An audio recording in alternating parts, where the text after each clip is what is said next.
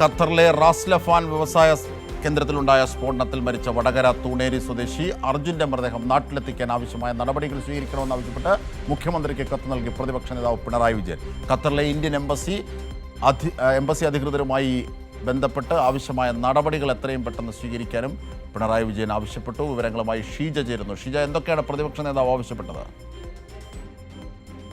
അജിബിഷാദ്, പ്രധാനമായും അർജുന്റെ മൃതദേഹം നാട്ടിലെത്തിക്കാൻ ആവശ്യമായ അടിയന്തര നടപടികൾ സ്വീകരിക്കണം എന്നാവശ്യപ്പെട്ടുകൊണ്ടാണ് ഇപ്പോൾ പ്രതിപക്ഷ നേതാവ് പിണറായി വിജയൻ മുഖ്യമന്ത്രി വി ഡി സതീശന് കത്തയച്ചിരിക്കുന്നത്. ഖത്തറിലെ ഇന്ത്യൻ എംബസി അധികൃതരുമായി ബന്ധപ്പെടുക, അതോടൊപ്പം തന്നെ ആവശ്യമായ നടപടികൾ എത്രയും വേഗത്തിൽ സ്വീകരിക്കുക എന്നുള്ളത് തന്നെയാണ് ഇതിൽ ആവശ്യപ്പെടുന്നത്.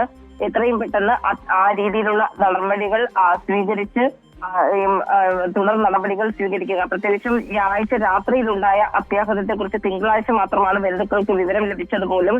അതുകൊണ്ട് തന്നെ ഈ ഗ്യാസ് വിതരണ കേന്ദ്രത്തിലെ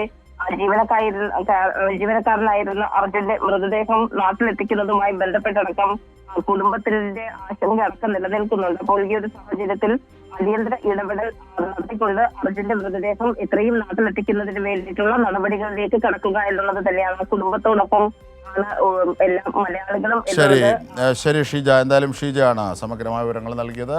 അർജുന്റെ മൃതദേഹം എത്രയും പെട്ടെന്ന് ഖത്തറിൽ നിന്ന് ഇവിടെ എത്തിക്കാൻ വേണ്ട നടപടികൾ സ്വീകരിക്കണമെന്ന് മുഖ്യമന്ത്രിയോട് പ്രതിപക്ഷ നേതാവ് ആവശ്യപ്പെട്ടു. കത്ത് നൽകുകയും ചെയ്തു. ഇതിന്റെ വിവരങ്ങളാണ് ഷീജ നൽകിയത്.